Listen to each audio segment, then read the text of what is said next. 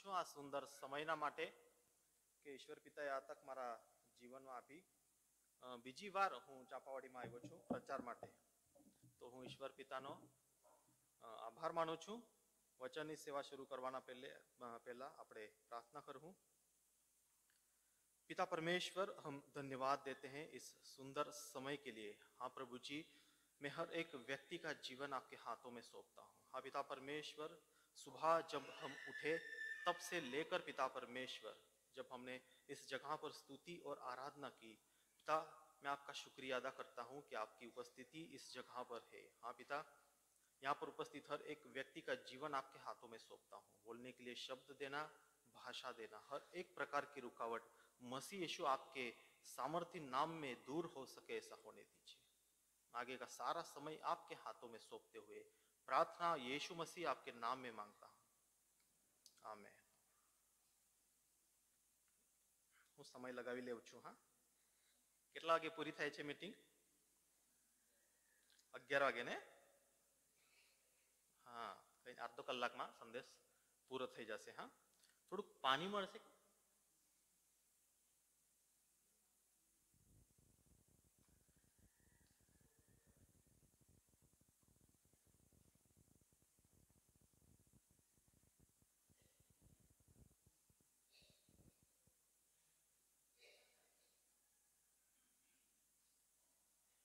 હું પરમિશન લઈને આવ્યો છું. હા, તો હિન્દી બધાને સમજ પડે છે? સમજ પડે છે ને? હા, આજનો સંદેશ હિન્દીમાં રહેશે. હા, તો સંદેશ શરૂ કરવાના પહેલા એક બાબત કહેવા માંગુ છું. હું અલગ અલગ જગ્યાએ જઈને મેં સેવા કરી છે, પણ અહીંયા જે આરાધના મેં સાંભળીને આજે જોરદાર તમે ગીતો ગાયા.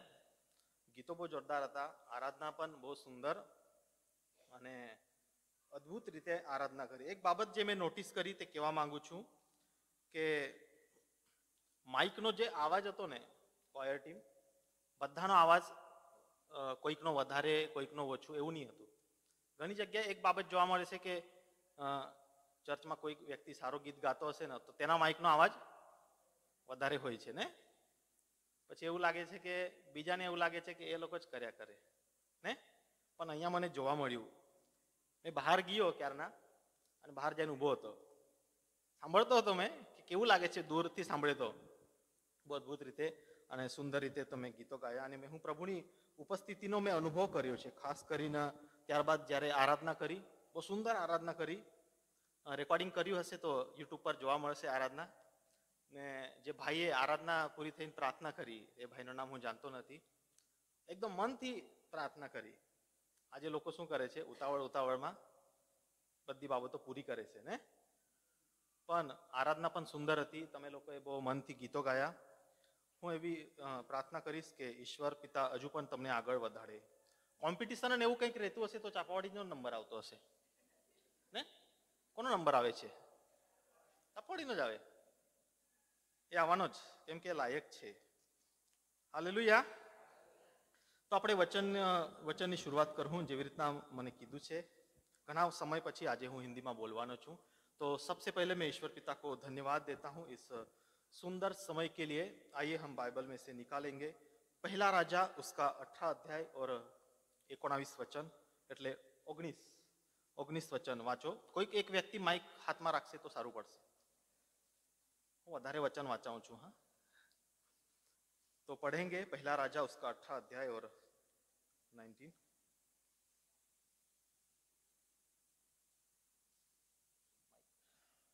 माइक हाथ में ले लो.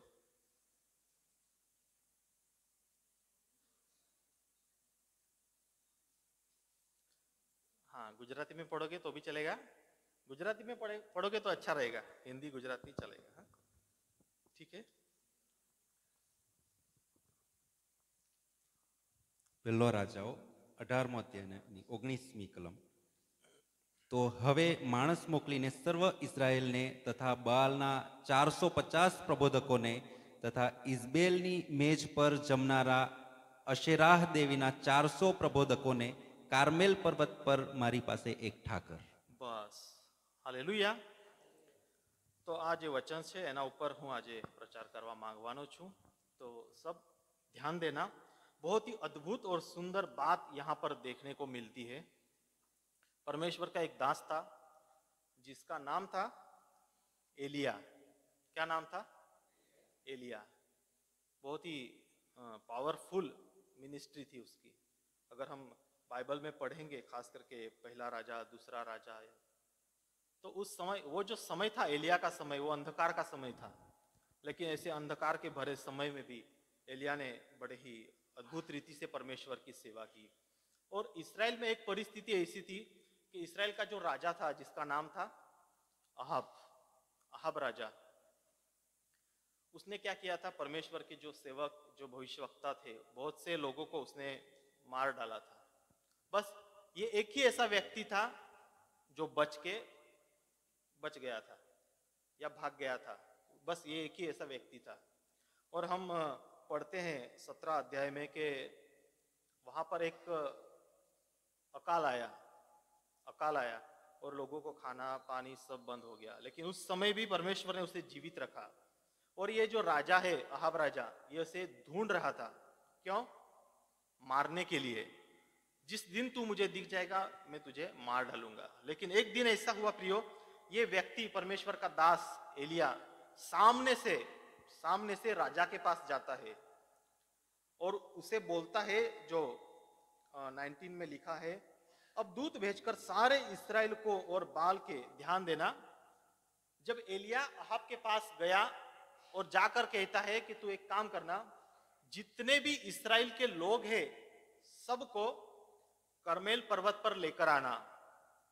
ध्यान देना, एक एक बात बड़े ध्यान से सुनना। एलिया ने कहा कि जो इस्राएल के लोग हैं ना, उन्हें करमेल पर्वत पर लेकर आना। और दूसरी बात बोली, जो बाल देवता है उसके 450 पुजारी, भविष्यवक्ता, प्रबोधकों, जो भी है, उन्हें भी साथ में लेकर आना। अब ये बाल देवता कौन है?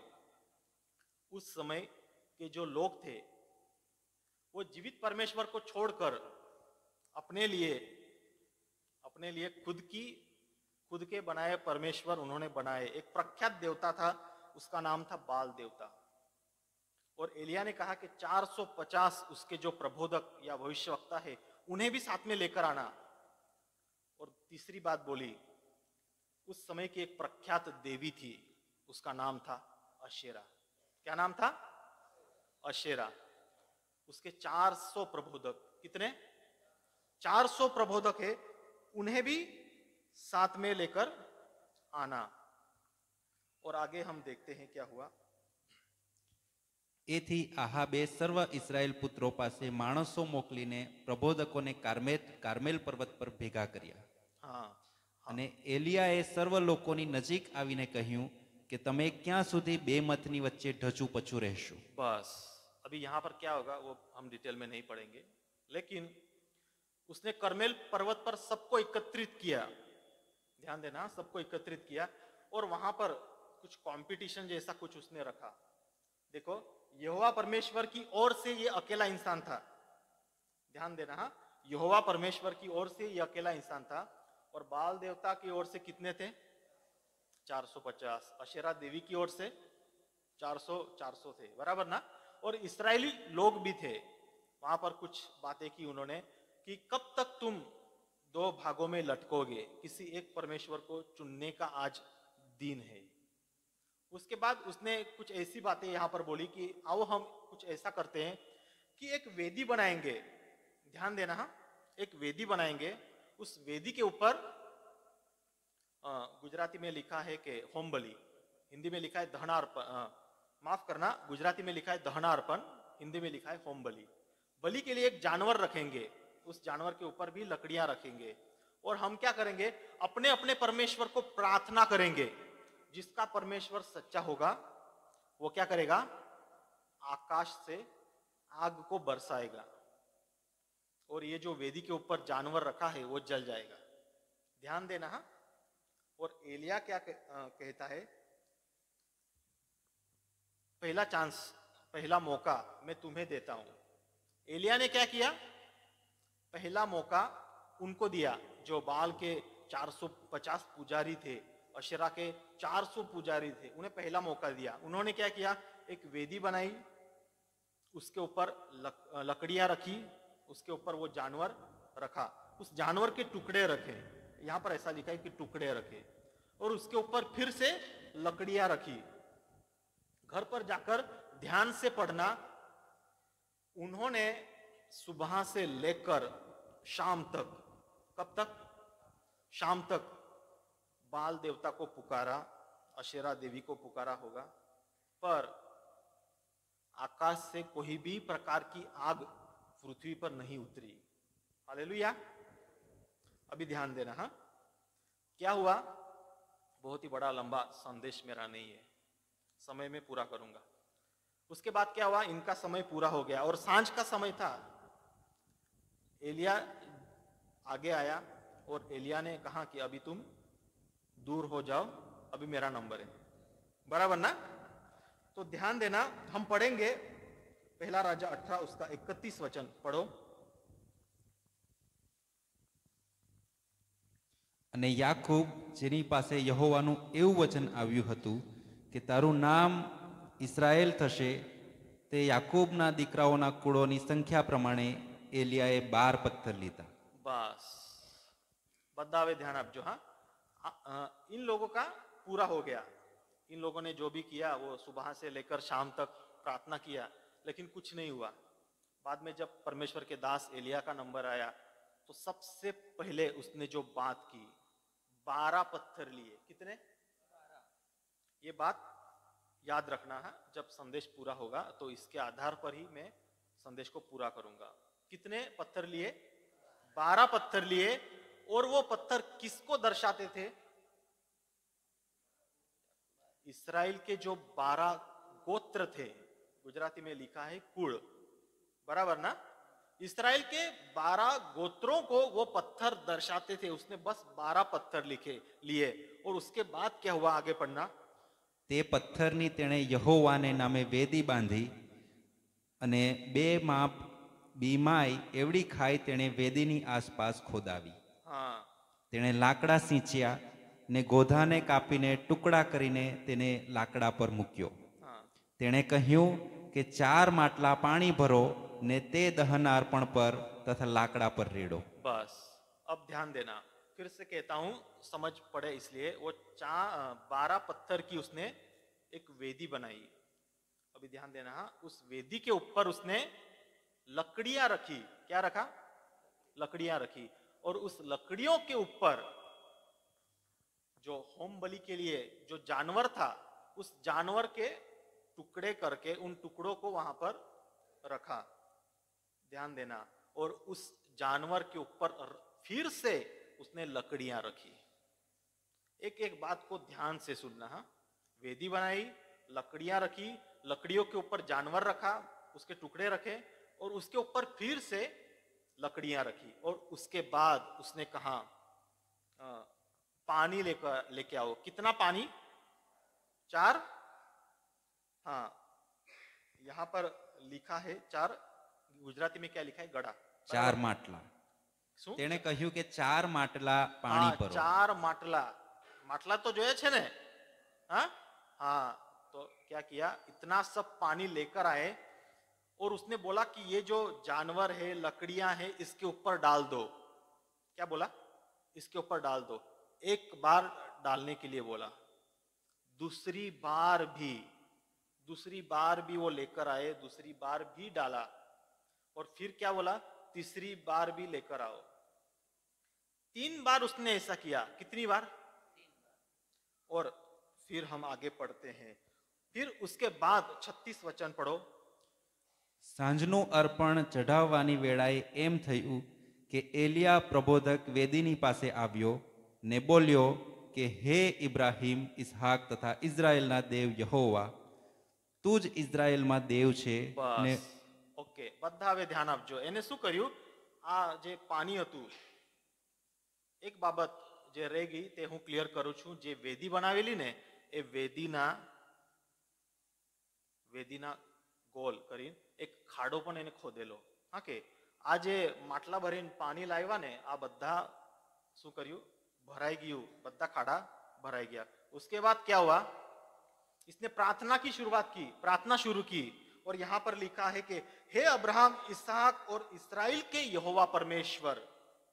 उसने प्रार्थना की शुरुआत की, और जब उसने प्रार्थना की तो हम पढ़ते हैं 38 पढ़ो, 38। ત્યારે યહોવાના અગ્નિએ પડીને દહનાર્પણ, લાકડા, પથ્થર તથા ધૂળ બાળીને ભસ્મ કર્યા. बस ये मेरा संदेश का आखिरी पॉइंट है। हाँ, ध्यान से सुनना। जब एलिया ने प्रार्थना की तो आकाश से आग निकली, आकाश से आग बरसी, बराबर ना। और जो वेदी थी, जैसे उन्होंने तय किया था कि पहले बाल के पुजारियों को समय दिया और कहा कि तुम भी तुम्हारे ईश्वर को प्रार्थना करो, जिसका ईश्वर सच्चा होगा वो आकाश से आग को बरसाएगा। तब तो कुछ हुआ नहीं, लेकिन जब एलिया ने प्रार्थना की तो आकाश से आग उतरी, और जो वेदी थी, वेदी के ऊपर पहले क्या रखा था, लकड़ियां, बराबर ना। ध्यान देना, लकड़ियां जल गई।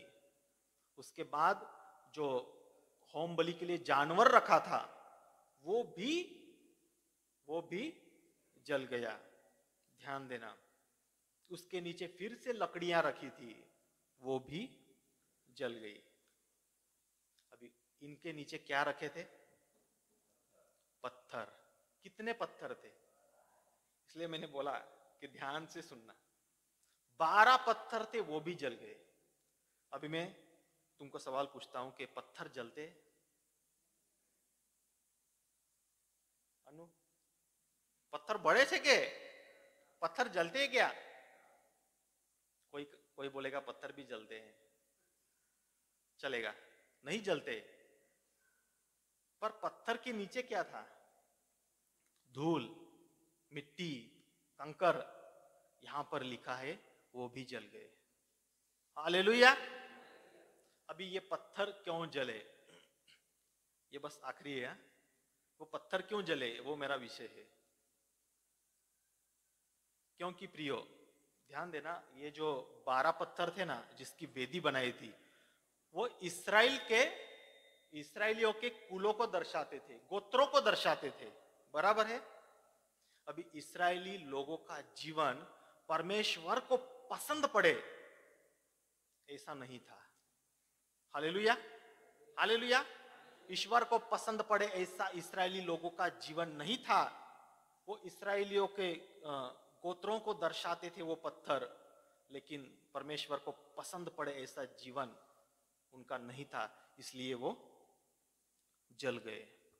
आज मैं तुम्हें पूछता हूं, ये कौन सा साल चल रहा है, 2024, पर 2023 में हम किस तरह से जिए? 2023 में हमने क्या किया?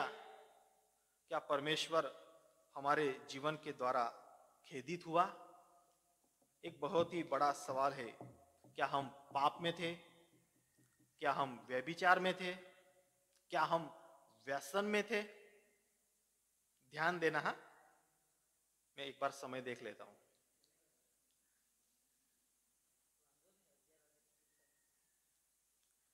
ઓકે, 20 મિનિટ તો થઈ ગયા છે, હું ટાઈમ લગાવીને પ્રચાર કરું છું। मैं અહીંયાથી શીખ્યો છે કે ટાઈમ લગાવીને પ્રચાર કરવાનો।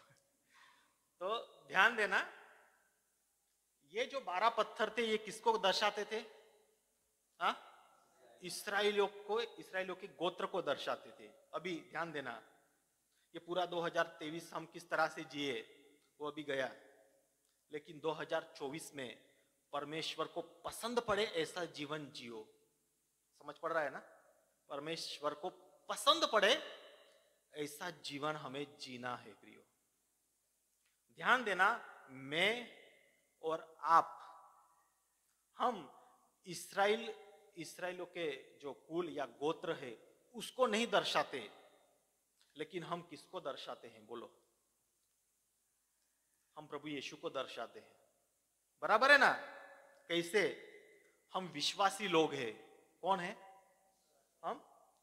विश्वासी लोग हैं।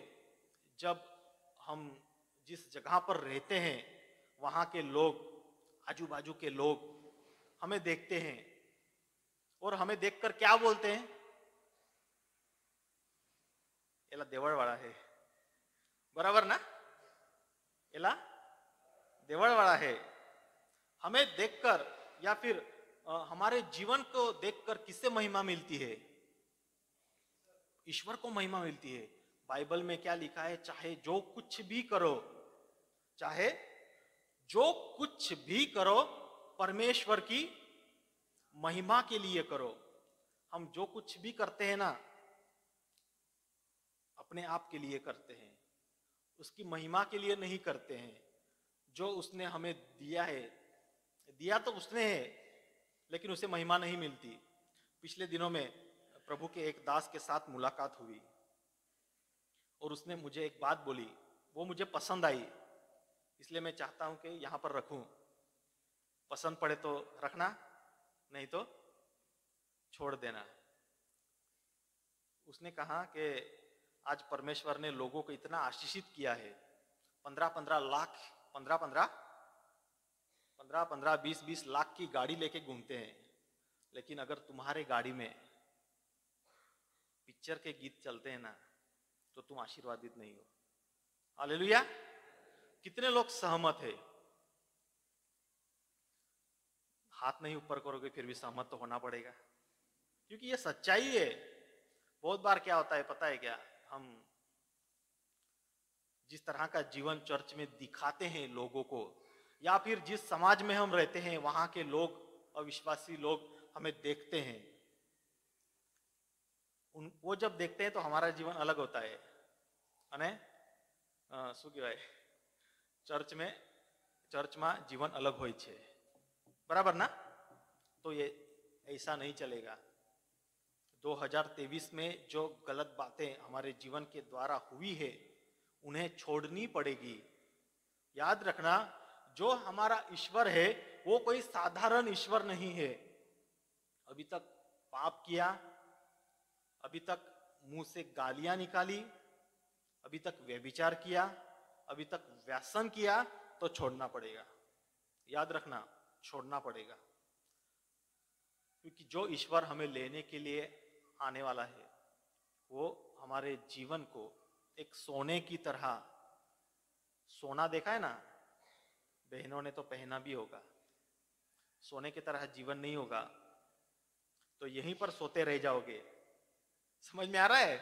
सोने की तरह जीवन नहीं होगा तो यहीं पर सोते रह जाओगे, स्वर्ग नहीं जा पाओगे। जीवन को बदलना पड़ेगा। इस 2023 में हमने कितने ऐसे गलत बात किया, किस किस के विरोध में बोले। एक पाप है जो इन अंतिम दिनों में बहुत ही तेजी से बढ़ रहा है। कौन सा पता है क्या? प्रभु के दास, प्रभु के सेवकों के विरोध में बोलना। समझ में आ रहा है? हा? एक आखिरी वचन हम पढ़ेंगे, हिब्रू उसका 13 अध्याय और 17 वचन पढ़ना।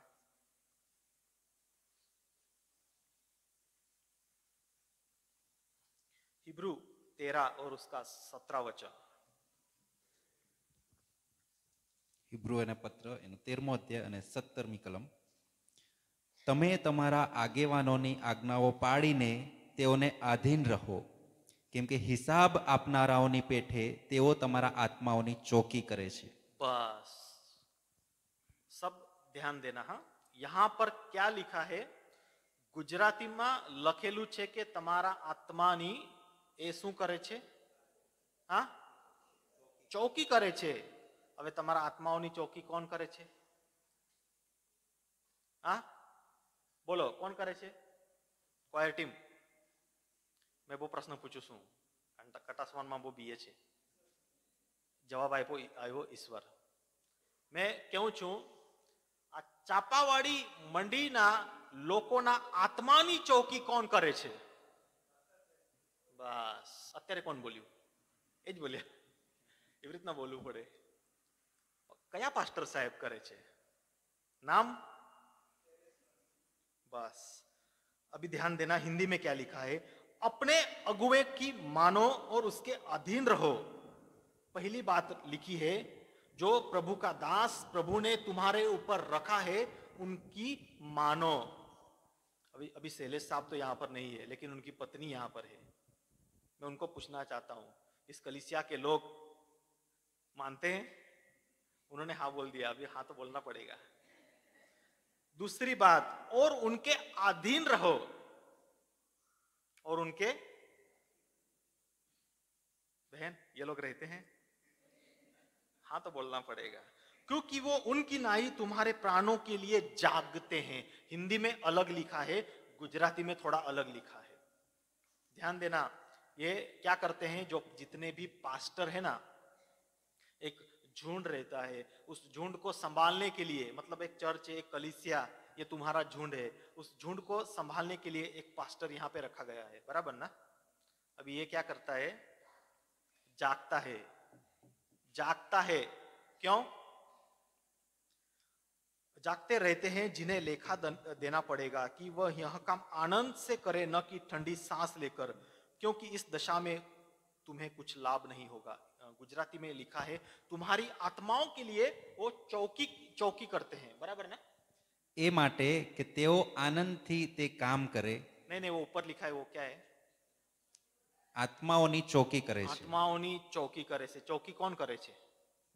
चौकीदार, बराबर बराबर ने। हाँ, ये प्रभु के जो दास है, प्रभु के जो सेवक है, ये क्या करते हैं? एक बात हमेशा याद रखना, यह पाप की बात चल रही है। कौन सी? मैं विषय से भटक नहीं गया हूं, उसी विषय की लाइन पर हूं। यह पाप की बात चल रही है, कलीसिया में यह पाप बढ़ रहा है। जो दास या जो प्रभु के सेवक तुम्हारे ऊपर रखे हैं, लोग आज उन्हें आदर नहीं देते। मैं ऐसा समझता हूं इस कलीसिया में शैलेश साहब को आदर मिलता होगा, पर बहुत सी ऐसी जगह है जहां पर पास्टरों का आदर नहीं करते, मानते नहीं, उन्हें पूछते तक नहीं, उन्हें पूछते तक नहीं कि हमें ऐसा करना है, वो करना है, सलाह भी नहीं लेते। और यहाँ पर क्या लिखा है, ये जो पास्टर है ना, बहुत ही अद्भुत लिखा है गुजराती में कि चौकीदार की तरह तुम्हारी आत्माओं की रखवाली करते हैं। हिंदी में लिखा है रखवाली करते हैं। क्या करते हैं? रखवाली करते हैं। किस तरह से? जब तुम किसी प्रार्थना की विनंती को लेकर उनके पास आते हो कि पास्टर साहब ये समस्या है, ये बीमार है, इसके लिए प्रार्थना करो, तो वो पास्टर प्रार्थना करके बस खत्म नहीं करता, वो रात को भी प्रार्थना में बैठता है। समझ में आ रहा है क्या? वो रात में भी, क्योंकि बाइबल में लिखा है, मैं नहीं बोल रहा हूं, बाइबल में लिखा है कि वो जागते हैं, वो रात को जागते हैं। प्रियो, अभी अपना विषय क्या है? प्रभु ने ऐसे दास हमारे बीच में रखे हैं जो हमारे लिए मेहनत कर रहे हैं, वो हमारे लिए प्रार्थना करते हैं, रात रात को जागते हैं, उपवास खाना छोड़ते हैं, उपवास रहकर दूसरों के लिए प्रार्थना करते हैं। और हम क्या करते हैं? हम प्रभु के दासों की गलतियां निकालते हैं। क्या आज बराबर प्रचार नहीं કર્યો પાસ્ટર સાહેબ? મજા નહીં આવી? શું નહીં આવી? શું નહીં આવી? અહીંયા આપણે મજા મારવા આવીએ છીએ કે બોલો? પણ ઘણી વાર મુખમાંથી નીકળે છે કે તે પાળક સાહેબ, મારી તો નાનલી મંડળી છે, હવે ગુજરાતીમાં આવી જાઉં છું, હા, કે બધાને સમજ પડે એવું. મારી તો નાનલો ટોળો છે, પણ તમારો તો ટોળો કેવો છે? બહુ મોટો. બ્રધરની જે ગ્રુપ છે વોટ્સઅપ પર, એમાં મેં પણ જોડાયેલો છું, કેન્દ્રમાં છું ને તમારા, એટલે મેં પણ છું.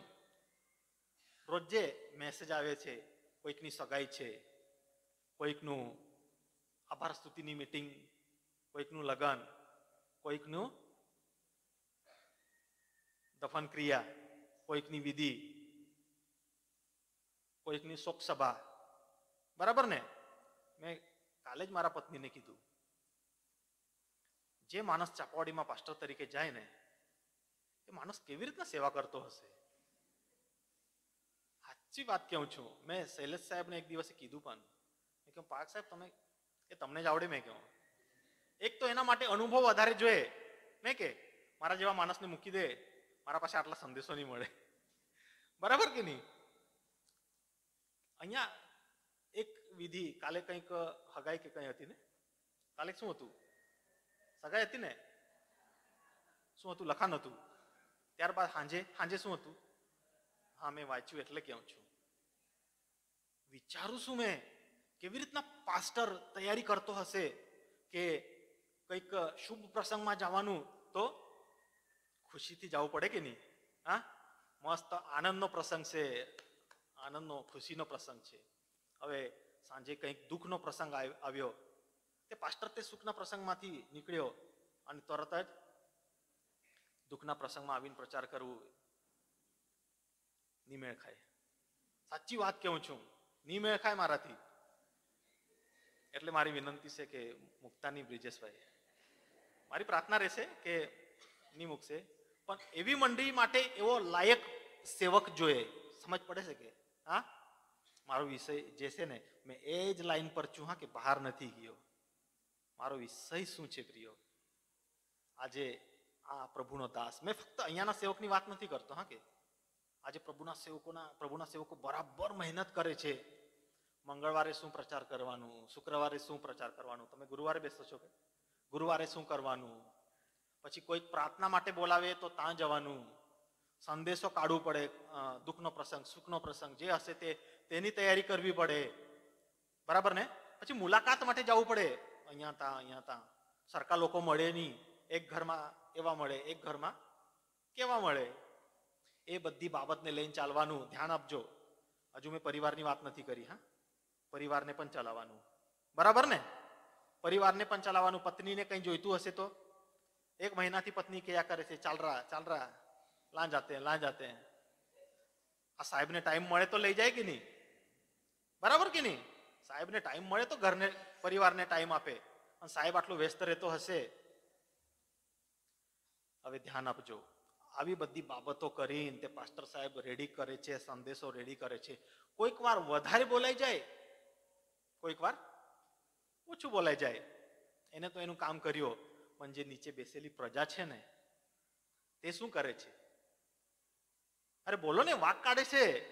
તમે નથી કાઢતા, બહુ સારા છો. પણ જો કાઢતા હશે ને તો મારા શબ્દો આજે લાગી જશે. આ બાબત બી યાદ રાખજો. જો કાઢતા હશો તો લાગી જશે, લાગવું તો જોઈએ. યાદ રાખજો, બાઇબલમાં લખ્યું છે તમારા આત્માઓની જે રખવાલી કરે છે, ચોકી કરે છે, તમારા માટે જાગે છે, ઉપવાસ કરે છે, તમારા માટે પ્રાર્થના કરે છે, તમને સારું સંદેશ મળે એના માટે એ શું કરે છે? આખા અઠવાડિયા દરમિયાન તૈયારી કરે છે અને તમારા માટે સારું કંઈક લઈને આવવાની કોશિશ કરે છે. પણ આપણે તો તરત જ બે શબ્દો બોલીને સેવકને હતાશ અને નિરાશ કરીએ છીએ. પાઠક સાહેબ કે મજા નહીં આવી, પાઠક સાહેબ એ મજા નહીં આવી. થોડુંક વિચારો તે બાળકને કેવું લાગતું હશે. સમજ પડે છે ને? હાલેલુયા. હા પ્રિયો, તો આ વર્ષ દરમિયાન 2023માં એવી કંઈક પણ બાબતો આપણે કરી હશે તો છોડવી જ પડશે. આ બધી જૂની બાબતોને લઈને તમે 2024માં પ્રવેશ કરી શકવાના. આ ખાલી ગીતો જ ગાવા માટે છે કે? મેં ઇન્ટરવ્યુ માટે આવેલો ત્યારે હું નહીં બોલતા હતા? કંઈક એવો નિયમ હશે તો હું જાણું નહીં. તમારે ખાલી આરાધના ગીતો જ ગાવાના, એક શબ્દ અહીંયા બોલવાનો નહીં, એવું છે કે નથી ને? તો બોલતા કેમ નથી? બોલો. મેં છે ને મારો સંદેશ હોય તો બરાબર વચન વાંચાવું, વચન ટુ વચન લઈ જાઉં, એટલે પછી બોલવાનું નહીં રહે કે પાળક સાહેબ બહારનું જ બોલતા હતા. સમજ પડે છે? એટલે વચન લઈ જવાનું. એક બે લોકોને મેં માઇકો આપી દઉં કે બોલો. તો આ બાબત ધ્યાન રાખજો પ્રિયો. જે 12 પથ્થર હતા એ ઇસરાયેલના કુળોને દર્શાવતા હતા. કોને? ઇસરાયેલના કુળોને દર્શાવતા હતા, પણ એનું જીવન પરમેશ્વરને પસંદ પડે એવું નહોતું, એટલે એ બળી ગયા. અરે ધ્યાન આપો, લાકડા બળી ગયા, જાનવર બળી ગયો, તેના નીચે પાછો લાકડા હતા એહો બળી ગયા, તેના નીચે પથ્થરો હતા એહો બળી ગયા, અને જે ધૂળ કે કંકર કે રેતી હતી ને એ પણ બળી ગઈ. અને બાઇબલમાં લખેલું છે, જે વેદીના ચારે બાજુ જે ખાડો ખોદેલો ને એના અંદર પાણી છલકાતું હતું, એવું ગુજરાતી બાઇબલ રેફરન્સમાં લખેલું છે. અહીંયા લખ્યું છે કે તે પાણી પણ સુકાઈ ગયું, એવું લખ્યું છે પ્રિયો. આજે આપણે ઇસ્રાયેલના કુળોને દર્શાવતા નથી, પણ આજે આપણે ખ્રિસ્તને દર્શાવીએ છીએ. સમજ પડે છે કે આજે આપણે ખ્રિસ્તને દર્શાવીએ છે, પણ ખ્રિસ્તને ગમે એવું જીવન કે ખ્રિસ્તના ગમે એવા ફળો આપણા જીવનમાં નથી તો યાદ રાખજો, એક તો સુકાઈ જશો, નહીં તો બળી જશો. હાલેલુયા. થોડુંક જ બોલ્યો, પણ જે બોલ્યો તે સારું બોલ્યો. પરમેશ્વર એના બોલેલા, વાંચેલા અને સાંભળેલા વચન ઉપર આશીર્વાદ આપે. હું ફરી એકવાર ચાપાવાડી મંડીનો આભાર માનું છું. એમને જે પણ આયોજન બનાવ્યું, બહુ અદભુત અને સુંદર પ્રભુએ મને વચન બોલવા માટે મદદ કરી. અને ફરી એકવાર હું બ્રિજેશભાઈનો કે મંડીના લોકોનો આભાર માનું છું કે મને હિન્દીમાં બોલવા માટે. એનો મતલબ આની હા કે ગુજરાતીમાં બોલી નહીં શકું. ગુજરાતીમાં કરું જ છું પ્રચાર, પણ આજે લગભગ 2-1 વર્ષ પછી મેં હિન્દીમાં બોલ્યો. પણ હવે એવું લાગવા લાગ્યું છે કે થોડાક દિવસ પછી હિન્દી પણ ભૂલી જવા, કેમ કે ગુજરાતી જ ચાલે તે. બરાબર કે નહીં? તો જે બાબતો શીખાવી છે તે તમારા જીવનમાં રાખો. સમય છે હા કે એટલે ખેંચું છું, નહીં તો સંદેશો પૂરો થઈ ગયો છે તો બોલતા છે ભાઈ ખાલી 31 જ મિનિટ બોલ્યો છું, વધારે નથી બોલ્યો, એટલે મારા પાસે થોડુંક અધિકાર છે. તો આ બાબતોને તમારા જીવનમાં રાખજો. ગાળ બોલવાનું છોડો, ખોટું બોલવાનું છોડો, બાળકોની નિંદા કરવાનું છોડો, કેમ કે તમારા આત્માની રખવાલી કરે છે. બહુ મહેનત કરે છે બાળકો. પ્રિયો, ઘણી વાર બાળક કંઈક તમારા મનના વિરોધમાં જઈને કરે ને તો પણ એને માફ કરો. સમજ પડે છે કે સહન કરો તો પણ સહન કરો. બાળકો તમારા માટે આટલું સહન કરે છે તો તમે નહીં કરી શકો કે? હાલેલુયા. आओ આપણે प्रार्थना करूं. पिता परमेश्वर, मैं फिर से एक बार आपका धन्यवाद करता हूं इस सुंदर समय के लिए. प्रभु जी, बोलने के लिए शब्द दिया, भाषा दिया, और पिता परमेश्वर अद्भुत और सामर्थी रीति से पिता आपके वचन इस जगह पर रखने में आपने मेरी मदद की. मैं आपका धन्यवाद करता हूं. पिता, आपके वचन हर एक व्यक्ति जो यहाँ पर बैठा है, हर एक व्यक्ति के जीवन में फलवंत हो सके ऐसा होने दीजिए. प्रभु जी, मैं प्रार्थना करता हूं आने वाले दिनों में पिता ये वचन इनके परिवार में, इनके जीवन में आशीष का कारण बने ऐसा होने दीजिए. चापावाड़ी के इस कलीसिया को मैं आपके हाथों में सौंपता हूं. जिस तरह से पिता इन्होंने अद्भुत रीति से गीतों को गाया, अद्भुत रीति से आराधना की, मैं चाहता हूं कि पिता इस कलीसिया में ऐसे जवानों को खड़े कीजिए जो सामर्थ्य से भरे, और पिता परमेश्वर आपके अभिषेक को भरकर वचनों का प्रचार करे ऐसा होने दीजिए. हाँ पिता परमेश्वर, इस 2024 में दान और वरदानों से पिता परमेश्वर यहाँ के जवानों को भरे, आपकी महिमा के लिए इनका उपयोग कीजिए. इस कलीसिया की आत्मिक उन्नति हो सके ऐसा होने दीजिए. मैं प्रार्थना करता हूँ शैलेश साहिब के लिए भी पिता परमेश्वर, इस कलीसिया को चलाने में आप उनकी मदद करते हो. मैं आपका धन्यवाद करता हूँ. हाँ प्रभु जी, इस कलीसिया के हर एक जरूरत को भी पूरी करना पिता. फिर से एक बार इस कलीसिया के वडील, जवान, बच्चे, भाई और बहन, मैं सभी को आपके हाथों में सौंपता हूं. और ये छोटी सी प्रार्थना यीशु नाजरी के सामर्थ्य नाम में मांग लेता हूं. आमेन, आमेन, आमेन. और एक बार मैं આ મંડીનો પુષ્કળ આભાર માનું છું.